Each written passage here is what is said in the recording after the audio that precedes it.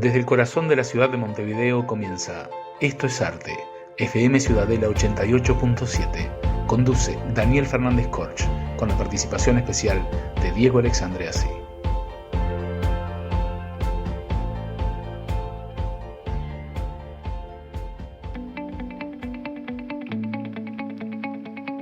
Estamos al aire en Radio Ciudadela, 88.7 FM de tu buscador digital, y nos encontramos en Esto es Arte, la frecuencia cultural que estabas esperando.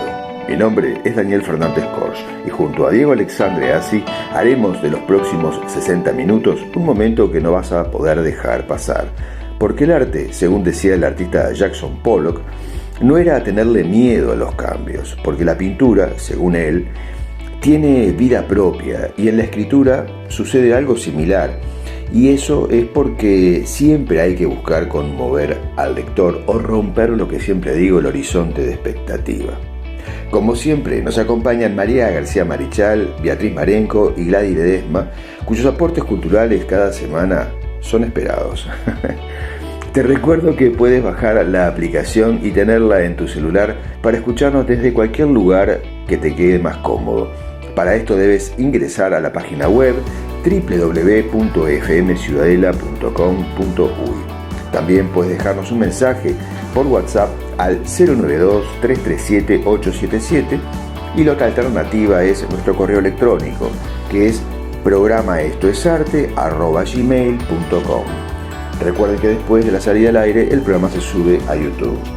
Esto es Arte apoya a la Asociación Uruguaya de Escritores AUDE, difundiendo así todas las actividades que se realizan por parte de sus socios, sean presenciales o sean por Zoom, contribuyendo de esta manera a la difusión de conferencias, homenajes y publicaciones de todos los socios.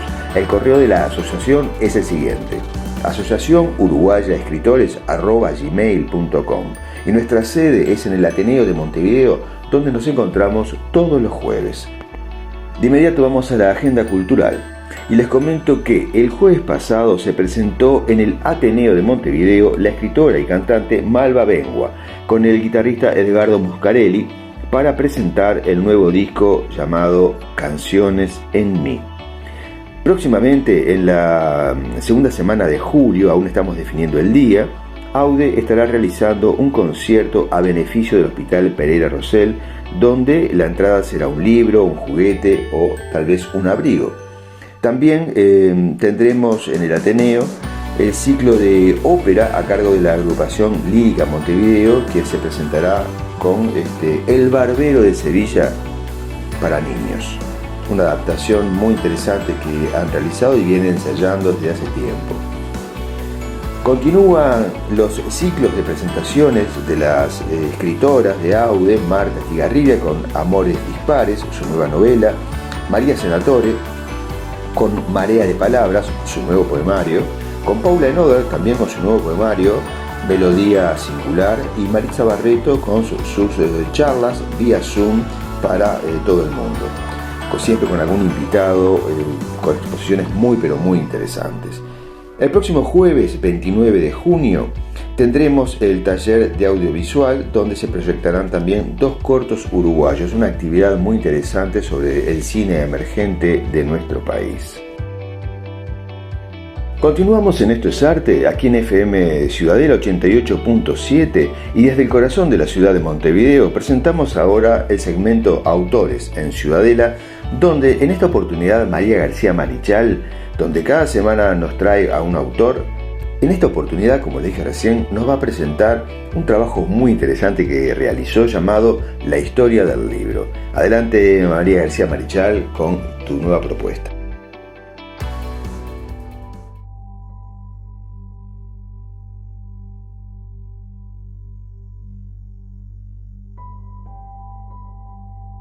Muy buenas tardes, amigas y amigos de Esto es Arte. ¿Cómo están?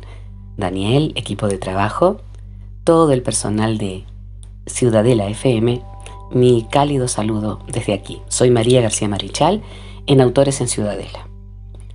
Hoy vamos a hablar brevemente de la historia del libro. La UNESCO, el organismo de las Naciones Unidas referente a la cultura y a la educación, ha definido oficialmente el libro de esta manera. Se entiende por libro a una publicación impresa no periódica que consta como mínimo de 49 páginas, sin contar las de cubierta, editada en el país y puesta a disposición del público. Pero los historiadores son mucho más abarcativos. Consideran un libro a toda forma de preservación de información de la memoria humana y o vestigio escrito, tablillas de arcilla, muros y paredes, papiros.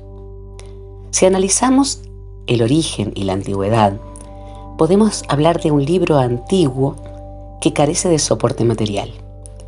¿Cuál es? La transmisión oral, por supuesto, de mitos, cosmogonías, códigos legales, normas religiosas, poesía. Con la invención de la escritura, estamos hablando aproximadamente de hace unos 4.000 a 5.000 años, tal vez un poco más, pudo llegar hasta hoy parte de toda esa información de los pueblos antiguos. El Popol Vuh de los mayas, el Bhagavad Gita de la India, la Ilíada y la Odisea, que eran cantadas o recitadas por rapsodas y aedos. Incluso hasta los cantares de gesta de la Europa medieval son poemas que se fueron prolongando en el tiempo mediante los juglares que cantaban para el pueblo en las lenguas vernáculas. En ese tiempo solo se utilizaba la escritura en textos litúrgicos. La invención de los sistemas de escritura, como decíamos, entre 4.000, 5.000, 6.000 años, depende del pueblo y todavía no es seguro, pueden encontrarse algunos vestigios más, no responde a pictogramas, sino a una forma de representación de ideas y palabras. Esto permitió la preservación de la memoria. Los primeros soportes de los primeros pueblos, la piedra, la madera, e incluso la palabra biblos y liber, definen a la corteza interior del árbol. En chino, el ideograma del libro es una imagen de tablas de bambú, porque la primera plataforma escrita se hizo justamente en la caña de bambú. En la Mesopotamia, posteriormente, sumerios y asirios utilizaron tablillas de arcilla que se escribían con una cuña, de ahí el término de escritura cuneiforme, y luego se cosían. La más antigua de estas escrituras cuneiformes tiene conocimiento y una cantidad de información sobre las formas de vida, la evolución de las primeras civilizaciones, las costumbres, los mitos, oraciones, poesías. Rara vez se utilizaban la piedra o un metal para escribir en estos pueblos. Por ejemplo, algo de gran solemnidad, como el Código de Hammurabi. Se pensaba que solo los escribas podían usar la escritura en Sumeria. Hoy, en los últimos años, se ha comprobado que en Sumeria la mayor parte del pueblo podía tener acceso a los sistemas de escritura. E incluso había maestros que enseñaban a niños, a niñas, a hombres y a mujeres a escribir en tablillas de barro. Se han encontrado tablillas de aprendizaje en algunas casas que fueron casas de maestros y que parecen ser borradores de otras formas de escritura. En China, desde el segundo milenio a.C., se cosían láminas de bambú o piezas de seda y se escribía con pinceles. Eran verdaderas obras de arte. En India, en hojas de palma seca. Si se considera que el tatuaje puede ser una forma de escritura en algunos pueblos, la piel fue un soporte muy vivo del libro. Recordemos El hombre ilustrado de Ray Bradbury. Otros soportes de escritura, el bronce, el oro, escamas de pescado, huesos, cerámica. Un capítulo aparte merece el papiro. En el antiguo Egipto, la madera y el marfil que se utilizaron en el cuarto milenio a.C. se reemplazaron por las hojas de papiro. Esta planta es muy abundante en las orillas del río Nilo. Es un arbusto que tiene tallos muy largos que se pueden abrir y secar. Se machacaba el tallo de la planta a golpes, como la fibra estaba húmeda, y después que se secaba se podía trazar los pictogramas o las formas de las letras, porque había en Egipto una forma de estilo borrador o de estilo simplificado de escritura que no eran los jeroglíficos. Se escribía con pluma de ave o cálamo, una caña cortada oblicuamente, una cuña, un hueso finito. La tinta se fabricaba con carbón vegetal y resina o tinta roja. Es una escritura que podemos llamar hierática, es decir, lo que decíamos recientemente, ¿no? Simplificada. Y como es simplificada, se podía escribir con bastante más rapidez. Los jeroglíficos entonces quedaban para aquellos eventos que eran mucho más rituales o que eran, por ejemplo, documentos para la posteridad. El papiro se podía colorear, además, enrollar, y era liviano. Los rollos de papiro encolados y envueltos en un cilindro de madera son lo que se llaman volúmenes. Se desenrollan horizontalmente y se leen en columnas, y algunos papiros miden hasta 40 metros de largo. La crónica de Ramsés III, por ejemplo. Hay libros sagrados como el Libro de los Muertos, del milenio II a.C. Luego, bastante más adelante, aparece el pergamino, que está construido con cuero de vaca, burro o antílope, y tenían una gran ventaja: se podían borrar y duraban mucho más. Se considera que fue Eumenes III, rey de Pérgamo, quien lo inventó, pero a pesar de sus bondades era muy caro. En China la seda fue la primera forma de soporte de escritura desde el segundo milenio, como decíamos, antes de Cristo, y hay un libro con temas astronómicos del año 400 antes de Cristo, escrito en seda. El papel también fue inventado por los chinos en el siglo I de nuestra era, a partir de la corteza de la mora, del árbol de mora, la morera. Hay libros en rollo, grabados en madera, encolados y otros tipos. En la cultura islámica, los árabes aprendieron a fabricar el papel como los chinos, pero además fueron quienes preservaron y difundieron y además atesoraron todos los libros que pudieron, logrando la creación de una biblioteca propia, de una gran cantidad de aspectos culturales de los pueblos que visitaban. Incluso redescubrieron a Aristóteles y otros filósofos, astrónomos, matemáticos, que en la Edad Media estaban reservados a los monasterios. Los árabes fueron los grandes atesoradores, podríamos decir, de la cultura a través de los libros que compraban y que intercambiaban por bienes de mucho valor. En la Edad Media europea, los pueblos árabes y los orientales del Lejano Oriente, principalmente los chinos, florecieron en la creación, difusión y preservación del libro. Mientras tanto, copistas e ilustradores se dedicaban a reproducir obras de la antigüedad en los monasterios. Y es necesario destacarlos porque tanto en Occidente como en Oriente fueron los custodios de los registros, libros, volúmenes, pergaminos, papiros, profanos y religiosos. En el siglo XII, Europa se dirigió hacia un cambio en la perspectiva bibliográfica y el libro dejó de ser monástico para ampliarse a otros grupos populares. Muchas destrucciones masivas de libros por enfrentamientos ideológicos y o políticos quedaron atrás. En este siglo aparecen las universidades y bibliotecas. Hay además una especialización de la temática: derecho, historia, filosofía, novela, y aparecen posteriormente los libros en lenguas vernáculas y populares. En el siglo XIV se difunde en Europa el uso del papel, de origen chino, como vimos, y esto abarató mucho los costos. El Códice es un libro manuscrito anterior a la invención de la imprenta, porque la imprenta fue realmente el gran invento, el que permitió la democratización del libro. Se imprimía mediante la xilografía. Allí tenemos al gran Gutenberg como el inventor de la imprenta y quien da el primer paso para esa democratización tan importante que después hace que las personas en su mayor parte tengan acceso a la información, al conocimiento, a la poesía. Las técnicas de impresión fueron cambiando y mejorándose. En el siglo XIX, Nicholas Robert patentó la primera máquina de papel continuo. Y de allí en más, amigos, tenemos esta maravilla de invención que es el libro para indagar e introducirnos en los universos alternativos que queramos y en el aprendizaje. Un saludo muy afectuoso.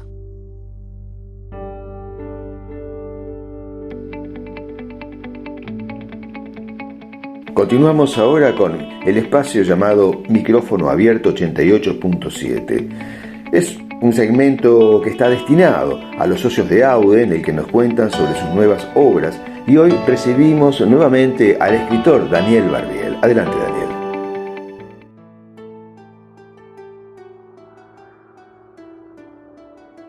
En nuestro encuentro anterior les contaba cómo había transcurrido todo el tema previo a tomar una resolución en cuanto a la elección de mis estudios o a qué otra actividad dedicarme.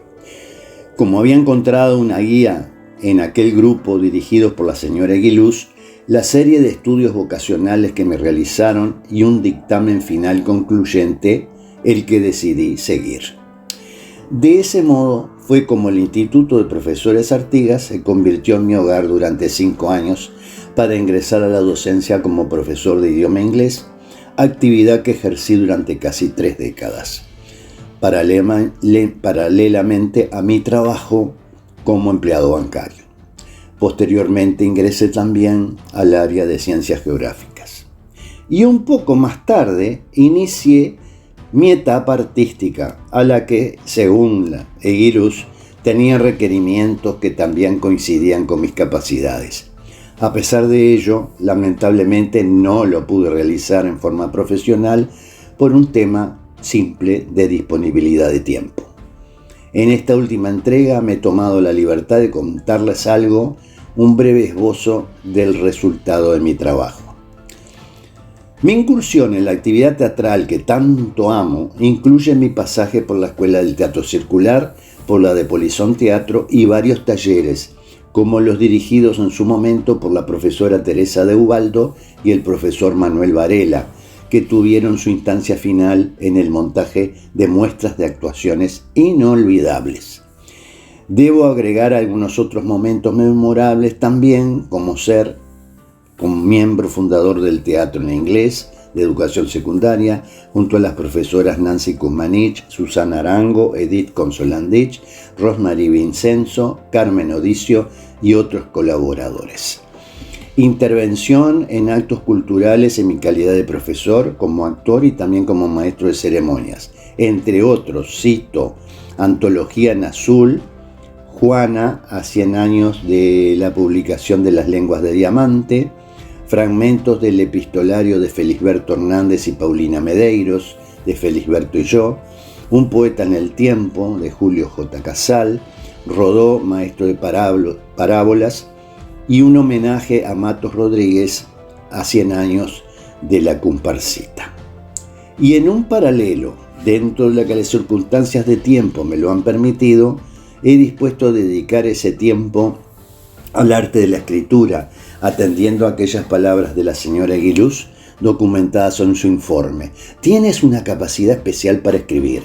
Cuando comienzas la primera frase, esta continúa con otra, y se va completando la idea. Luego fluye todo lo demás en forma tan natural como ocurre cuando abres un grifo y sale el agua y esta corre. Yo no tengo palabras para esa señora.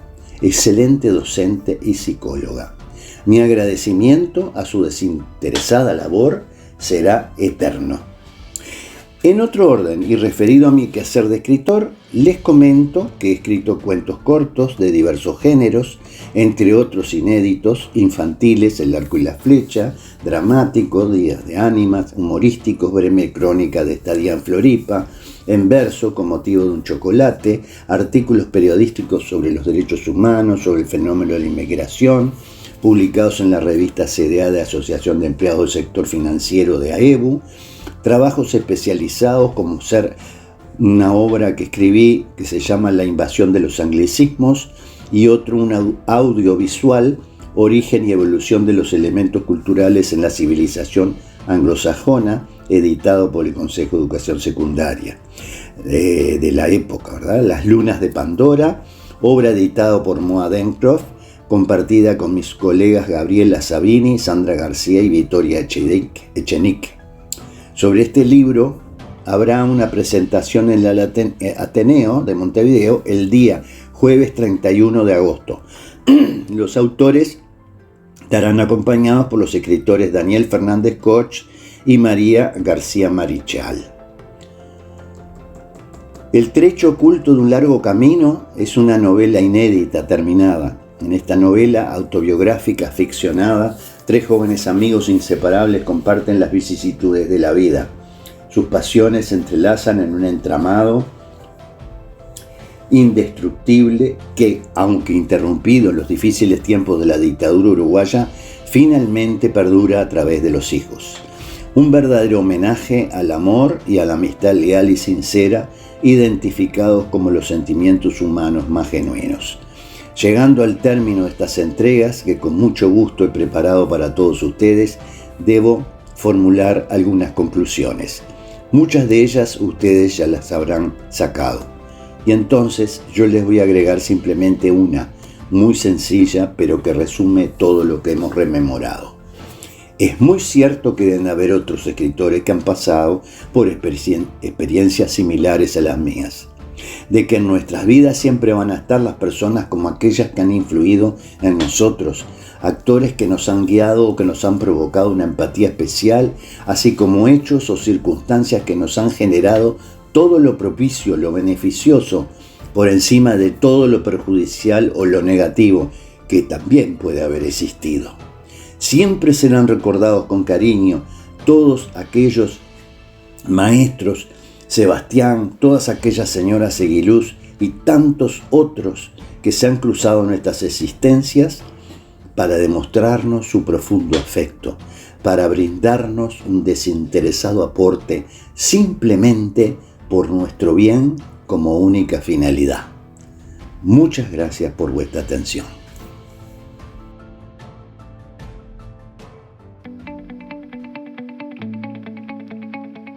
Ya sobre la mitad del programa es que ingresamos a este segmento maravilloso que es Crónicas del Camino, donde la escribana Beatriz Marenco nos acerca a estas historias de vida sobre uruguayos que han estado comprometidos con la construcción del grupo social al que pertenecieron y muchas veces han expandido también con su trabajo a todos nosotros, y es por eso que hoy los recordamos aquí.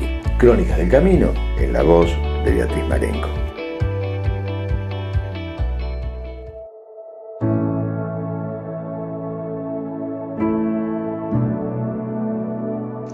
Amigos de Esto es Arte, qué placer este encuentro. Como siempre, un gusto estar aquí con ustedes. Hemos en este tiempo pasado las páginas de la industria panaderil, esta revista que el Centro de Industriales Panaderos de Uruguay ha publicado desde 1922.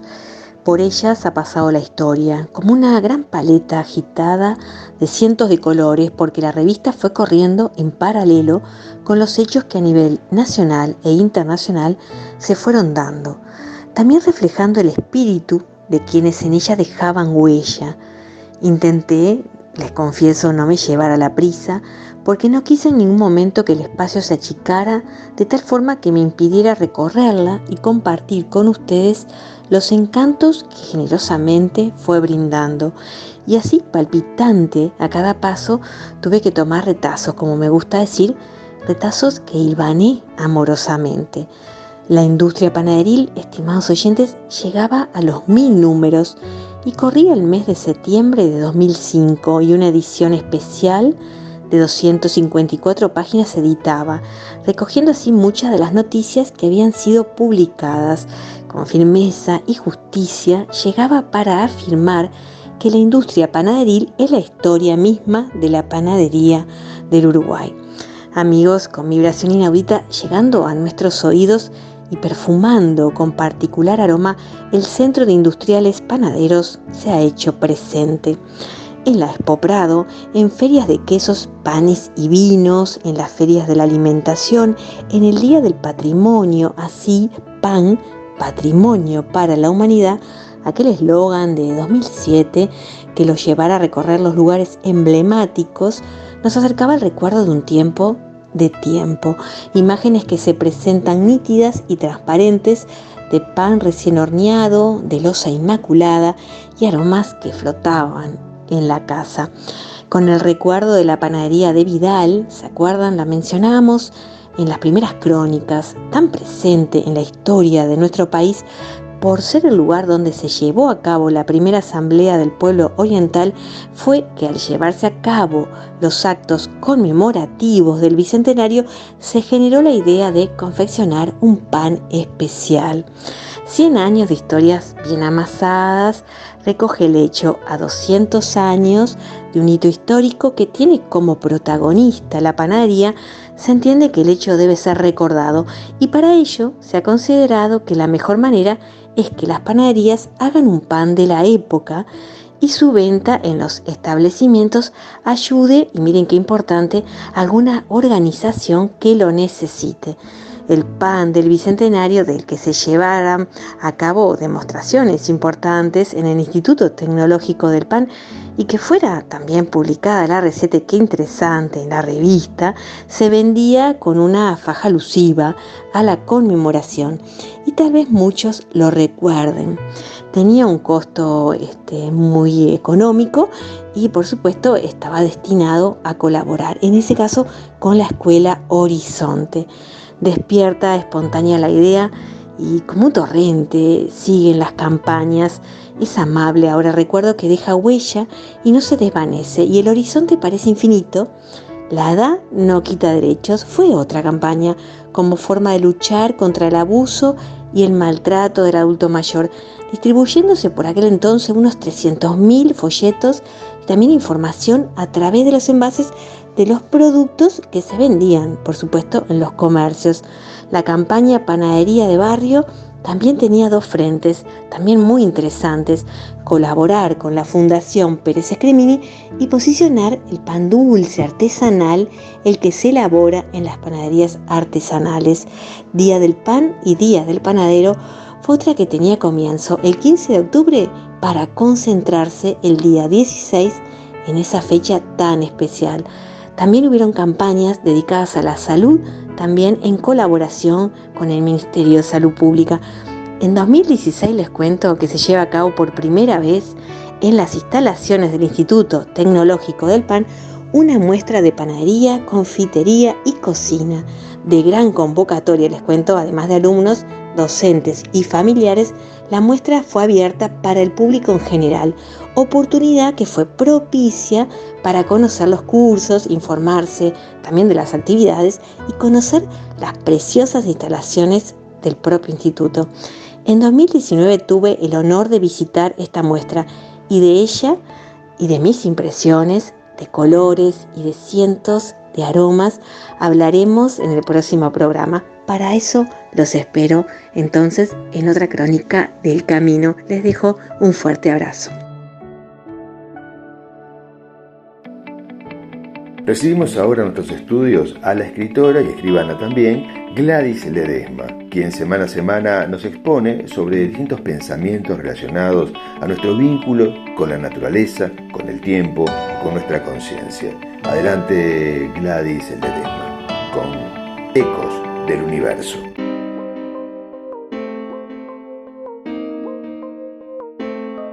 Hola amigos, hoy aquí en este segmento Ecos del Universo quiero referirme a un tema al que me llevaron a reflexionar, una situación difícil por la que atravesó una amiga y un acontecimiento lindo que vivió nuestro país, y es la calma.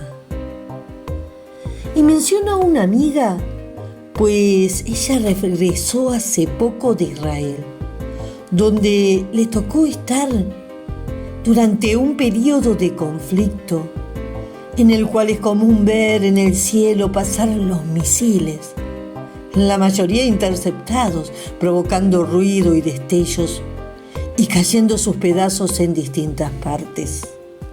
E incluso algún misil cae sin ser previamente interceptado.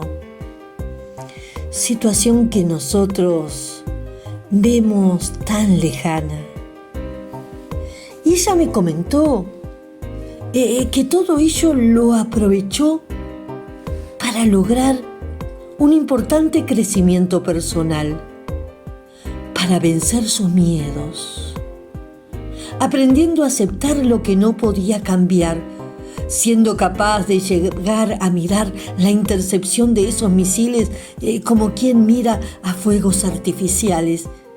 Y en vez de quedar adentro de cuatro paredes atemorizada, decidió simplemente salir a pasear, disfrutando del momento a momento, como lo hacen la mayoría de los ciudadanos de ese país, sabiendo que simplemente cuando sonara la sirena debería refugiarse para al rato volver a salir y así es continuar con naturalidad, continuar viviendo.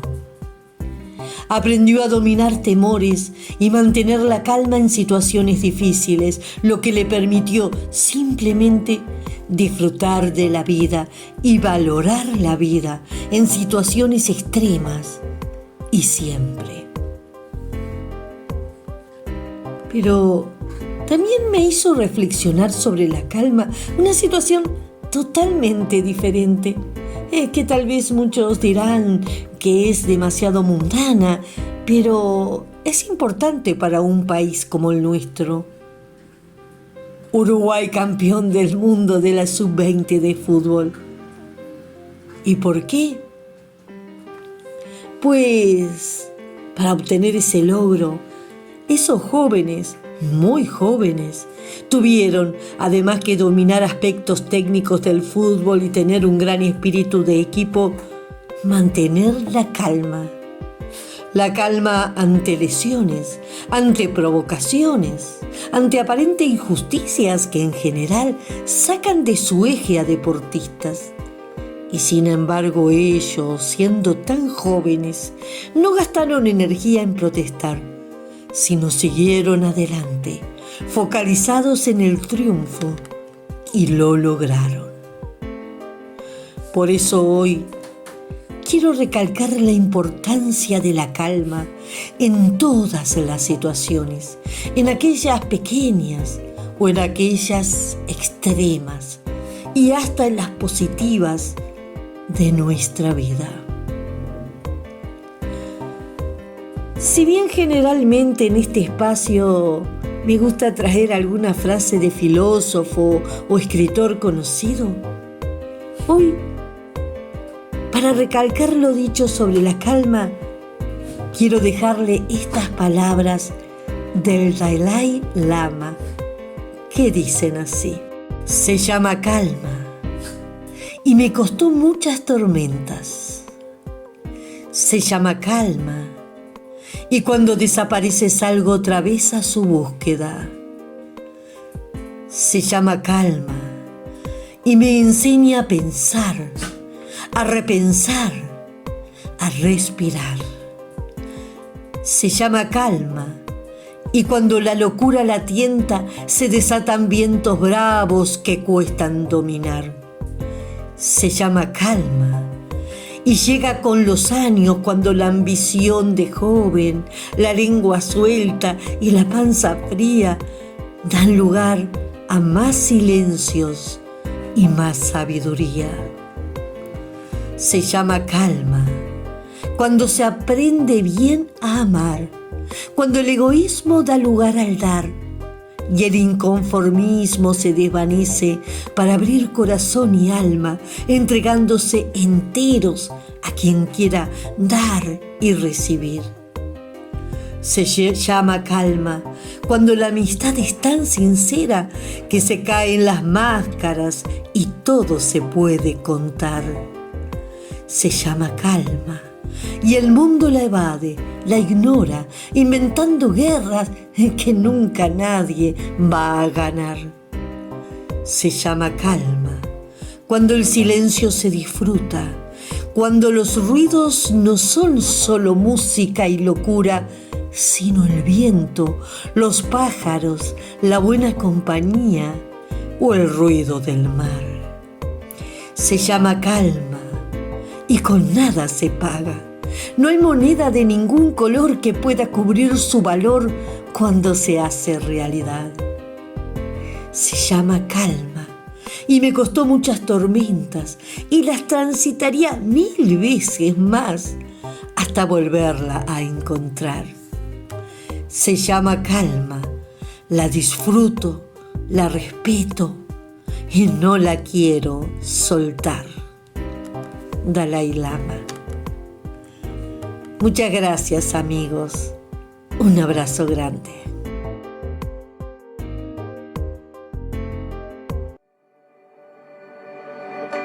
La entrevista con Daniel Fernández Corch.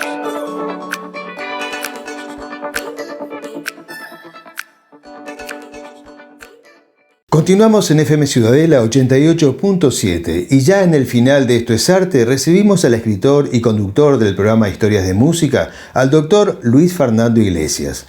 Bienvenido Luis Fernando a Esto es Arte. ¿Cómo te va? ¿Cómo estás? ¿Cómo andan todos? Bien, muy bien. Creo que logré sintetizar en pocas palabras estas tres grandes áreas que abarcás en la vida, ¿no?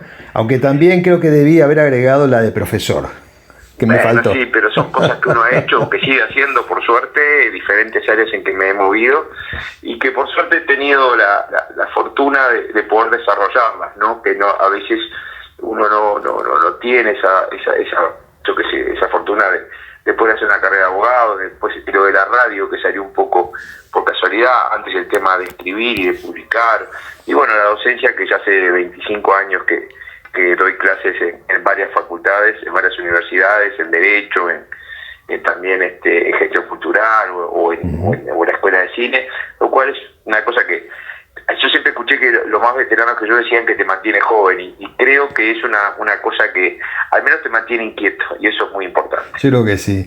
Cerca de 20 obras o 21 obras publicadas, gran cantidad de cuentos, ¿no? 2 novelas, ¿no? El hombre que despertaba y la que nos vamos a referir ahora, El tiempo es una gran mentira.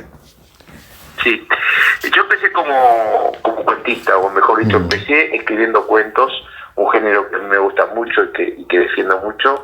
Gracias a algunos premios que obtuve, se fueron publicando libros. Ya te digo, yo tuve suerte de ganar premios como el de Pelota de Papel, pero después el Bando Oriental, o los Premios Nacionales de Literatura, y eso me permitió publicar cuentos. También la primera novela que publiqué allá por 2013, que fue El hombre que despertaba, había obtenido un premio, y bueno, y ahora fines del año pasado salió El tiempo es una gran mentira, novela que a mí por muchas cosas me da una gran felicidad que haya salido, una gran felicidad el retorno que estoy recibiendo de varios lectores, así que sí, en eso también es una de las cosas que a veces pienso y me cuesta creerlo haber podido publicar tanto y las cosas que a mí me gustan, ¿no? Sí, hablar sobre una novela es difícil porque uno trata siempre de hacer una pregunta y espera que la respuesta tampoco devele demasiado. Es más, que genere el interés, sí. El tiempo es una gran mentira. El tiempo está presente de muchas maneras, ¿no? Y una de esas maneras es el tiempo que transcurre entre los personajes, las edades que interactúan unos con otros, las relaciones humanas, como el concepto que está en un diálogo al principio, en donde uno de los personajes le dice al otro, si tocaba la guitarra y el otro dice, soy guitarrista, marcando una gran diferencia, sobre todo una gran diferencia en edades, ¿no? Uh-huh. En lo que es el concepto de que se está jugando allí en ese diálogo, ¿es así? Es así, pero aparte lo dijiste muy bien, es decir, no solo diferencias de edades, sino diferencias de momentos en la vida, claro. Porque ese joven que asume y se proclama guitarrista, que no es lo mismo que tocar la guitarra, está en una etapa de su vida que todavía pretende llegar a hacer las cosas que más le gustan. Ese joven que se llama Matías Rojas y que llega a Conchillas en un viernes lluvioso, en el fin de siglo, en octubre de 1999, en un fin de semana donde Conchillas cumple años, y que va a buscar a esa arenera donde trabaja Roberto Benítez como gerente, un montevideano que por circunstancia de la vida termina viviendo en Conchillas, y que le viene a pedir trabajo y termina dándose ese diálogo. La dicotomía se da ahí en que Roberto Benítez también quiso ser guitarrista, pero no pasó de tocar la guitarra, y esa excusa, ese elemento de su vida, da para que, como vos muy bien dijiste, a través de las cosas que le han pasado en el tiempo vital, las razones, las piense e intente ver por qué está ahí o qué es lo que le pasa cuando está por llegar a los 40 años viviendo en un lugar que casi no conocía y que su vida está transcurriendo ahí. Más o menos ahí podíamos presentar novela, una novela que transcurre en 3 días donde pasan bastantes cosas. Claro, y además el lector, tú haces que entre cuando ya comienza con que la historia transcurre en octubre de 1999, o sea, un momento de cambios, donde el tiempo es un momento que generaba muchos cambios y mucha incertidumbre, y creo que la incertidumbre también está marcada en esos personajes y en lo que sucede en la novela, ¿no? Vos fíjate que es totalmente cierto lo que decís. Cuando todos nosotros llegamos al cambio de siglo, había una serie de temas, de miedos, de que las computadoras se iban a confundir, porque iban a confundir el año 1900 con el 2000, de que no iban a funcionar los aparatos de vuelo, los aparatos médicos. Yo recuerdo todo aquello, me acuerdo que la gente que se dedicaba al software hizo muy buen trabajo reprogramando los programas o viendo ese pánico que había, que siempre está el tema ese, ¿no? Del cambio de milenio, cambio de siglo, que pensás que va a haber grandes cambios. Y bueno, ahí quizás es una de las pautas que ese movimiento en el tiempo en realidad no trajo demasiados cambios. Los mismos cambios estaban pasando antes y pasaron después. Y bueno, eso es lo que están viviendo en esas vísperas de fin de milenio, estos personajes que quizás en un fin de semana pasan cosas que les hacen cuestionar sus vidas o al menos saber dónde están parados. Sí, es así. Otro elemento que me llama la atención es la música, ¿no? La música siempre ha estado presente en tu obra. Más menos, yo creo que siempre está presente allí. También el fútbol, pero acá la música realmente creo que tiene una profundidad diferente. No solo porque, a ver, también allí se cuenta sobre músicos, sobre tipos de guitarra, sobre formas de componer, sino que la música, o sea, cuando uno termina de leer la novela, se da cuenta, o al menos la impresión que me da a mí, es que sí, transcurren esos 3 días, pero que existe una... en esos 3 etapas, o en esos 3 capítulos, vos volvés siempre a lo mismo, a retomar la idea, y es como si fuera el estribillo de una canción. Sí, el día en que conoció a Matías Rojas, el de viernes 1999, es como un ritornato que vuelve y vuelve y vuelve, porque es eso, están siempre teniendo ese punto de inicio y trascendente en la novela. Lo de la música es totalmente así, porque aparte vos fíjate que esos 2 personajes son antes que nada personas amantes de la música, y personas que quisieron ser músicos o que quieren ser músicos. Y bueno, yo ahí me saqué las ganas de como el personaje Roberto Benítez tiene en teoría la misma edad mía, de las canciones que le gustan, de la música que le gustan, y que todo se va todavía amparando más el tema musical ante la aparición de un personaje misterioso inglés, que bueno, que empieza a transformar y empieza a ser también protagonista en esos 3 días, que hace que Conchilla se vuelva un lugar un tanto parece irreal, que no lo es, y cómo se va desarrollando. Entonces la música es el telón de fondo, pero también en varias partes es protagonista de la novela. Yo, como decís, vos sabés que yo tengo programas de radio en el cual he tenido el enorme gusto de sacarme la gana de lo que yo soy, que es un gran degustador de música. La música está presente en todo, y bueno, en esta novela quizás fue más que en otras veces, que es realmente para mí protagonista de la canción. Es como que tiene una banda de sonido la novela, que yo estoy seguro que los lectores a veces cuando se menciona una canción después van a escucharla porque la están sintiendo mientras lo van leyendo. Creo que sí. Y además está muy interesante, muy bien colocado cuando comienza con la lluvia de ese viernes, que ya genera una nostalgia, ¿no? Creo que el lector lo induce a entrar en ese clima especial, porque en literatura la lluvia siempre simboliza algo y siempre está asociado a un comienzo, y acá hay un comienzo también. Vos fíjate que la lluvia es intensa en el viernes, bueno, ya adelantamos que la novela tiene 3 partes, que son viernes, sábado y domingo. Cuando la empecé a escribir no sabía que iba a ser así, pero se fue acomodando sola.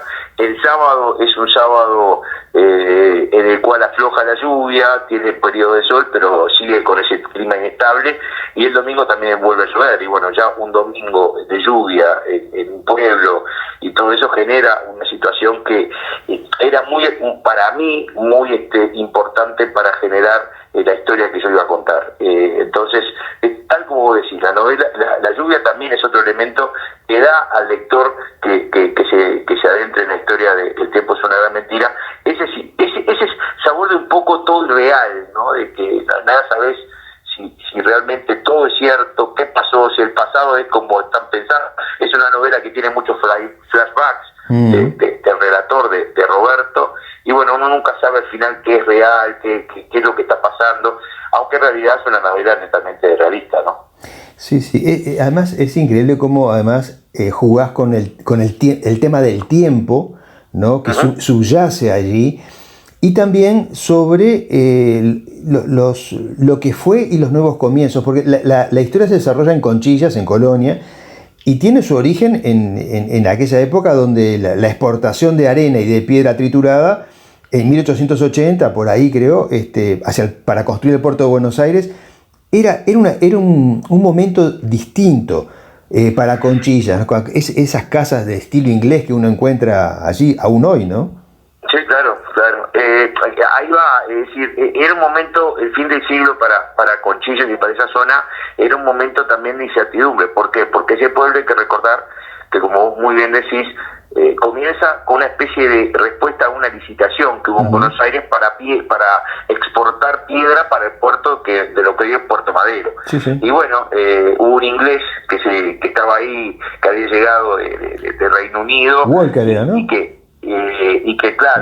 que se le ocurre la idea de fundar ese pueblo a efecto de tener de mandar piedras a Buenos Aires, porque entre otras cosas era bastante cercano al lugar. Sí, sí. Y ahí se conforma Conchillas, y como él era británico y después hay otro británico, Evans, que había naufragado en un barco y también por un almacén de ramas generales, pasó a ser como una especie de pedacito del Reino Unido perdido ahí en Colonia, la forma de ser de las casas, en algunas costumbres que tenía el pueblo, que uno la tiene. Hoy en Conchillas está la fiesta del té, por ejemplo, y que bueno, que mantiene esos rasgos en un pueblo que, más allá de eso, es por supuesto netamente uruguayo, ¿no?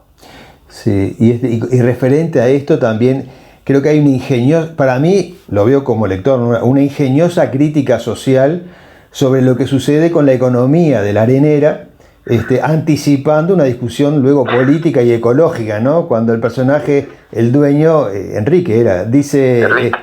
Hay olor a eucalipto. Eso me mató, Luis Fernando.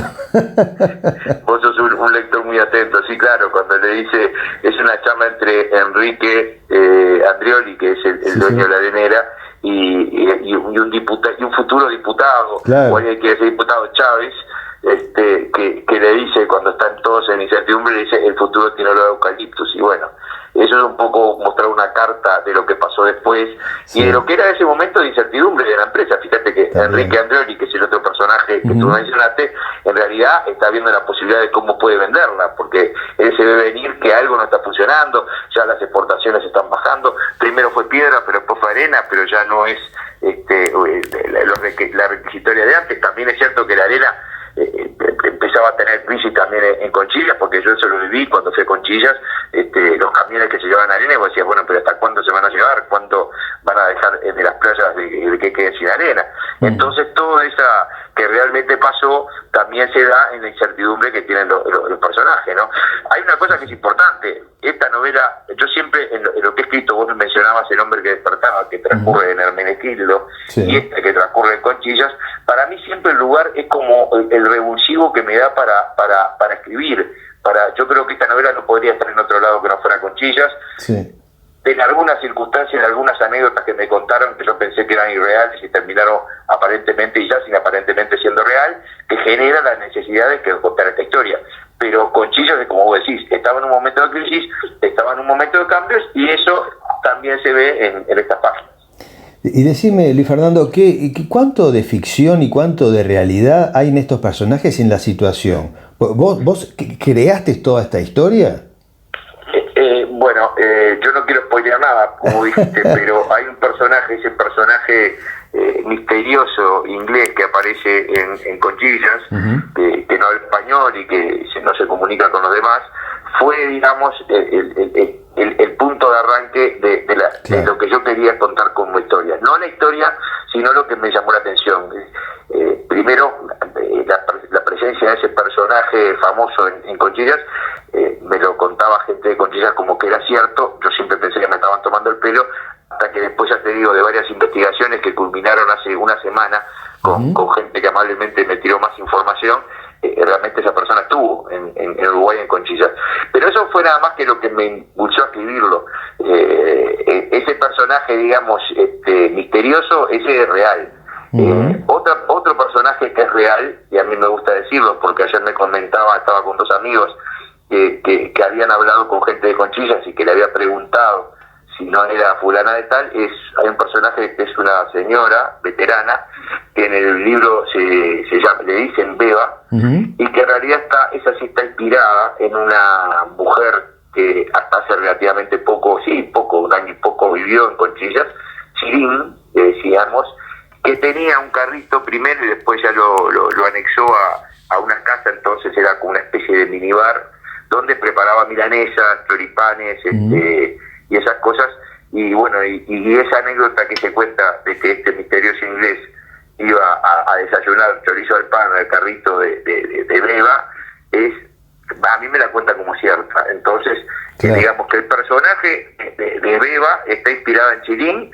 Es más, cada vez que imaginaba un diálogo de ella, escuchaba la voz de Chirín cuando hablaba con nosotros, cuando íbamos con la barra de fútbol 5 al Conchillas, y ella y su marido nos preparaban las milanesas, y esa forma de hablar en diminutivo y todo eso sí está inspirado en una persona real. El inglés misterioso también. Todo el resto son personajes que se me ocurrieron a mí en la historia y que son personajes de ficción, ¿no? Sí. Es cierto que, ya te digo, algunas cosas que me contaron se pueden haber metido ahí como anécdota, pero en general todo el resto fue la historia que se me ocurrió. A través de eso yo dije, no, es algo totalmente de loco que haya estado este personaje en Conchillas y nadie se lo ha enterado. Y ahí, viste, ese fue como el empujón para empezar a contar la historia. Después la historia fue por los caminos que uno va pensando de entrada y que la propia escritura lo va llevando, ¿no? El personaje, hay una juez que aparece ahí, el personaje de las características de Roberto Benítez, el personaje mismo de Matías Roja y todos los otros personajes que aparecen se fueron creando a partir de la escritura. No había un plan tan preconcebido. Es más, ya te digo, yo no sabía que la novela iba a tener 3 partes. Terminé la primera parte, tuvo la evaluación de queridos primeros lectores, y ahí ya como fue haciendo, y de repente cuando estaba en el domingo dije, esta novela tiene que terminar acá.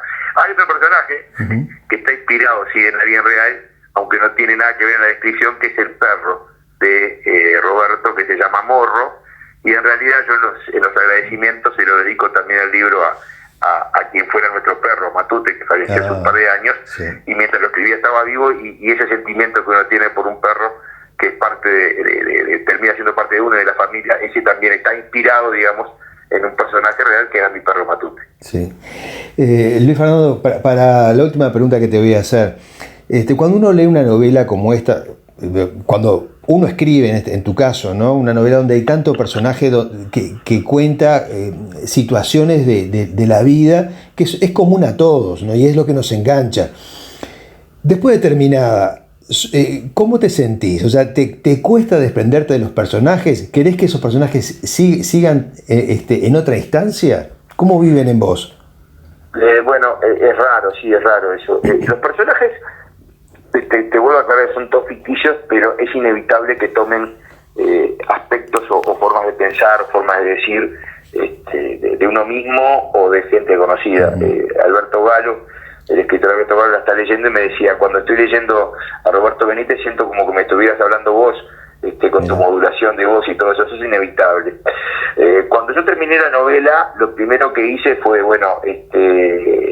intentar, fue una novela que me llevó mucho tiempo, y la primera versión terminó en 2019, y ahí ya te digo, pasó por una etapa de corrección muy larga. Después tuvo la suerte de ganar el segundo premio de los Premios Nacionales de Literatura. Finalmente la gente de Random se interesó, y todo ese proceso a mí me llevó a desprenderme un poco de los personajes, pero me pasó algo raro en esta novela, que es, después que terminé esta ficción, y después que, por ejemplo, en el informe de Random me confesaron que la única parte que les había gustado mucho la novela, pero la única parte que le había parecido un poco inverosímil era la presencia de ese inglés, me dediqué en algo conexo a la novela, que fue investigar si eso era cierto o no. Entonces no me despegué del todo de la novela, seguí investigando, la investigación concluyó, yo voy a empezar a preparar una nota sobre ese tema, pero sobre la realidad, no sobre la novela. Entonces como que sigue en mí la novela. La novela aparte sigue en mí porque la quiero mucho y porque yo quiero que siga el proceso normal que sigue un trabajo que uno quisiera que lo leyera la mayor cantidad de gente, porque es la parte del milagro que falta, ¿no? La recepción del lector, los comentarios, si le gustó o no le gustó, esto que me estás diciendo vos, que me da una gran alegría que hayas captado finamente todos esos detalles. Y bueno, y uno se despega, pero yo particularmente, si la pregunta es qué sigue, no sé, porque después de eso no he escrito más nada de ficción, he escrito otros trabajos que me han encargado de escritura profesional, tengo en vista algún trabajo, no necesariamente de ficción, también de investigación, y tengo una página y media escrita de ficción que la dejé ahí hasta cuando, y tengo alguna idea, pero está muy en veremos. Bueno. Así que no sé qué va a pasar, si va a ser un cuento, si va a ser una novela, porque realmente, ya te digo, esta novela me llevó como escribir la primera versión más de un año y después casi 2 años de corrección, entonces como que todavía me estoy recuperando. Está bien, ¿no? Está bien, es así.